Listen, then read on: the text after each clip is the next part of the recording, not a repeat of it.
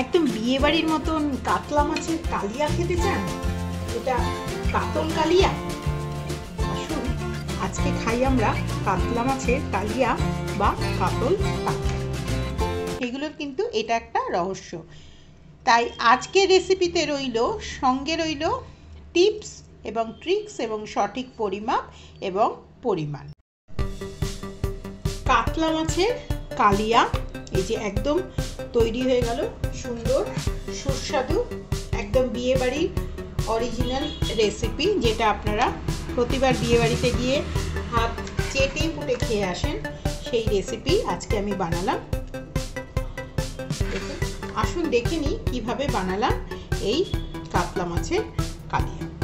নমস্কার, আমি পারমিতা, আপনারা দেখছেন পারমিতার পাক। বিয়ে বাড়িতে যখনই আমরা উপস্থিত হই তখনই বিয়ে বাড়িতে একটা খুব কমন রেসিপি, বিশেষ করে আফটারনুনের লাঞ্চে একটা খুব বিশেষ রেসিপি থাকে, যে রেসিপিটার নাম হচ্ছে কাতলা মাছের কালিয়া বা কালিয়া কাতল।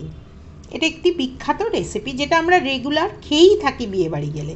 তো আসুন সেই আসল বিয়েবাড়ির রেসিপির রহস্যটা কী করে এতটা সুস্বাদু হয় সেটা আজকে আমার রেসিপির ভেতর দিয়ে আমরা জেনে নিই। তার জন্য দেখুন আমি এখানে দিচ্ছি, মাছটা প্রথমে পরিষ্কার করে ধোয়া ছিল।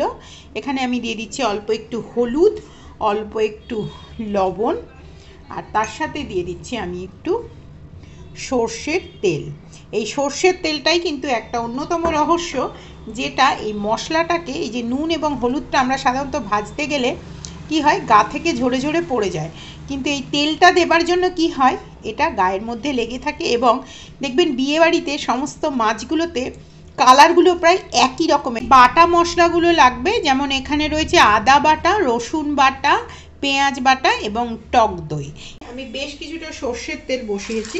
এই সর্ষের তেলের মধ্যে আমি মাছগুলো ধীরে ধীরে ভেজে নেব।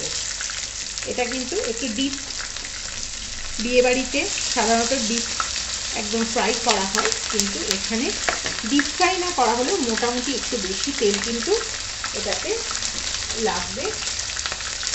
এটাকে একটু ভালো করে প্রথমে এপিট ওপিট করে লাল লাল করে ভেজে নিতে হবে।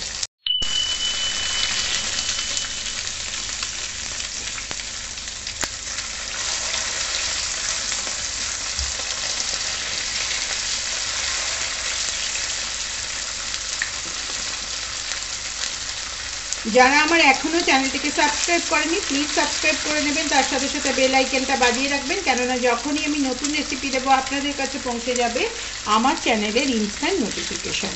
আমার সমস্ত মাছের যে অন্যান্য আরও রেসিপি রয়েছে সেগুলো আমি বেল আইকনে লাগিয়ে দিলাম, আপনারা অবশ্যই একটু দেখে নেবেন। এবং আপনাদের সাপোর্ট একান্ত প্রয়োজন। যদি আপনারা সাপোর্ট না করেন তাহলে কিন্তু আমি কোনোভাবেই এগোতে পারবো না। দেখুন মাছটা মোটামুটি একটু ভাজা হচ্ছে। এটাকে বারবার উল্টে উল্টে ভাজতে হবে, ভাঙবার কিন্তু ভয় নেই, মাছটা খুব ভালো করে ম্যারিনেট করা আছে। এটা বারবার উল্টে উল্টে খুব ভালো করে এটা ভেজে নিতে হবে। এই যে মাছটা দেখুন ভালো করে ভাজা হয়ে গেছে।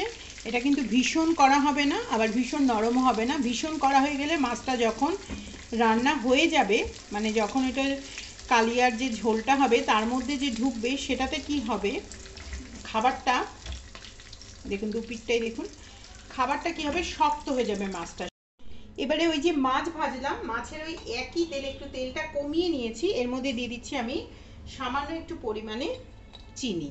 চিনিটা কিন্তু কালার হতে ভীষণ সাহায্য করে।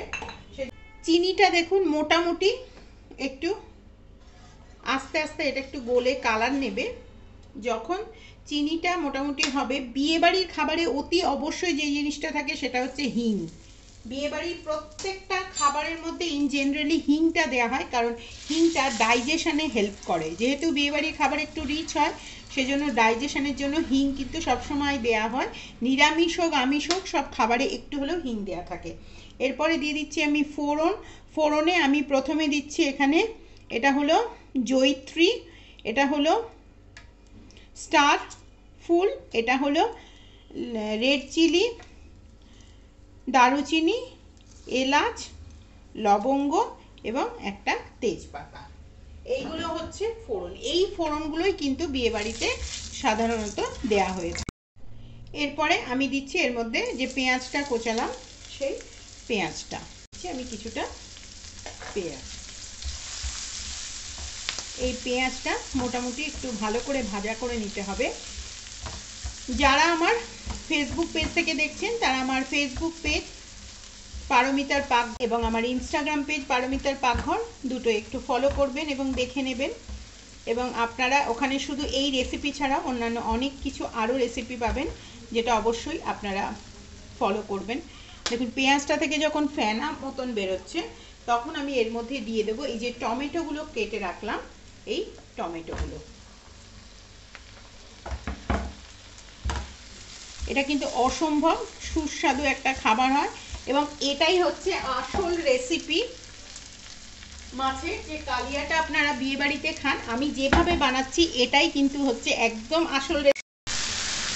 এটা যখন মোটামুটি একটু ভাজা মতন হচ্ছে, এটা কিন্তু আরও গলবে, কিন্তু এই সময় আমি এর মধ্যে দিয়ে দিচ্ছি 2 চামচ পেঁয়াজ বাটা, 2 চামচ আদা বাটা, মোটামুটি সম পরিমাণে দেবেন, তাহলে কি হবে এটা স্বাদটা কিন্তু একদম ইকুয়াল মতন থাকবে। এবং তার সাথে দিয়ে দিচ্ছি আমি 2 চামচ রসুন বাটা, মোটামুটি সম পরিমাণে আমি সবগুলোই দিলাম।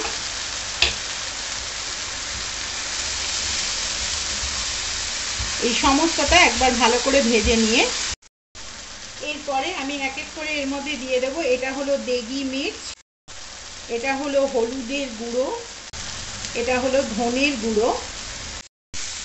এটা মিশিয়ে নিতে হবে খুব ভালো করে একবার। সবসময় ভালো করে যত মেশাবেন তত কিন্তু মশলাটা যখন কষে একদম অ্যারোমাটা বেরোবে তখন কিন্তু সুন্দর অ্যারোমাটা বেরোবে।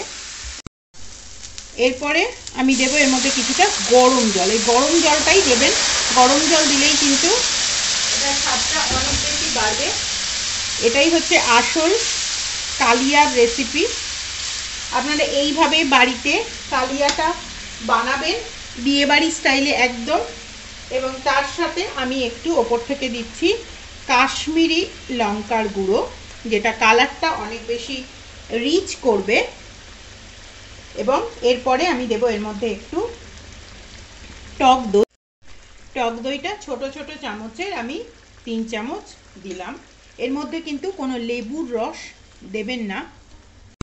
এরপরে যে ভেজে রাখা মাছগুলো আমি বানালাম সেই মাছগুলো আমি এক এক করে দিয়ে দেবো।